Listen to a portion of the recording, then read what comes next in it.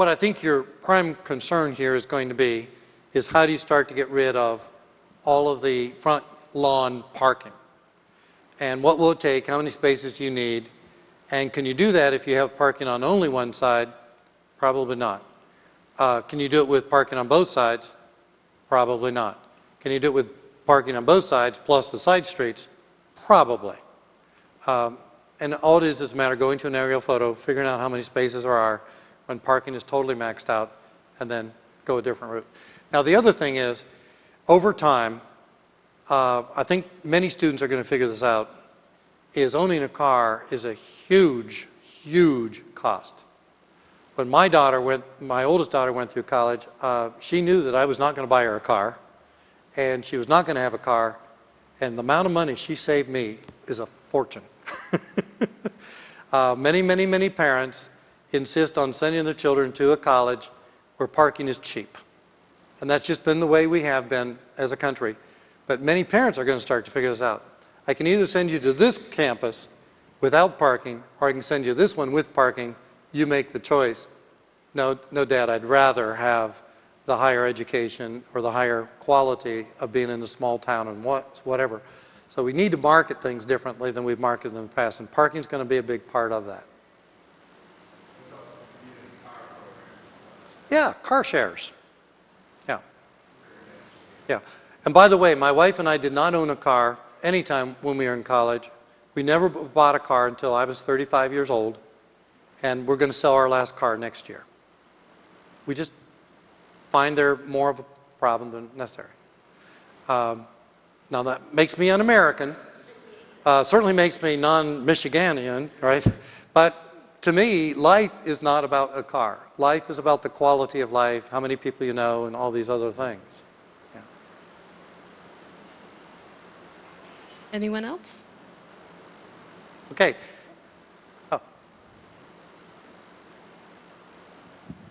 Yesterday we were talking about this going all the way to Pickard. Is that still the plan?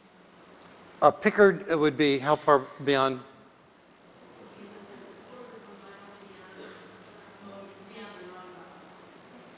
It certainly could in concept. I didn't get a chance to study that area, but once you get a really good project going like this and recognize the need to get all the way down to the county courthouse and beyond, things like that, I think you're just going to naturally figure out that you need to extend the quality of the experience to connect all the important places people want to get to and so on. So it sounds very logical to me.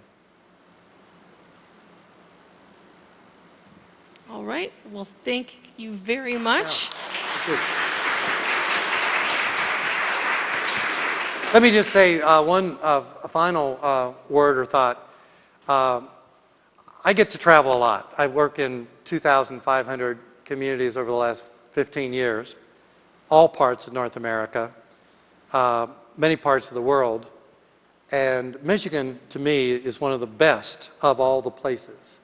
But Mount Pleasant, I would count with just only 5 other cities in all of Michigan as one that, to me, is the model for the future of our nation. Not of Michigan, but of the nation. And many, many reasons for that. And I think you're going to see more and more articles come out on this in the near term. That we're talking about how do we extend, for example, longevity. We worked in February of this year in Albert Lea, Minnesota. And it's now being broadcast on Oprah, ABC, NBC, CBS, PBS is doing a big thing on it. What they are basically doing is what you're about to do.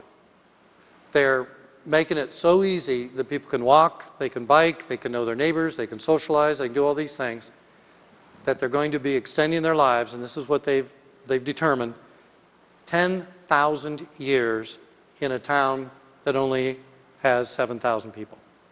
And the way they're doing it is making it easy to gain exercise, easy to gain access to good quality food, easy to know many people, and so on.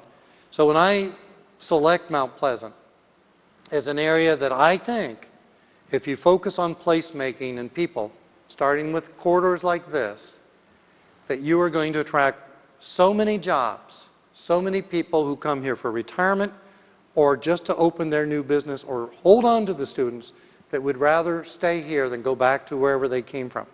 And so I see this as a very, very important project, but I also want to celebrate your staff. I evaluate city managers and planning directors and community development directors everywhere I go. The towns that are making it hire and retain the best possible quality staff, and that's what I see here. So let's give a round of appreciation to all those who are listening. Thanks, folks.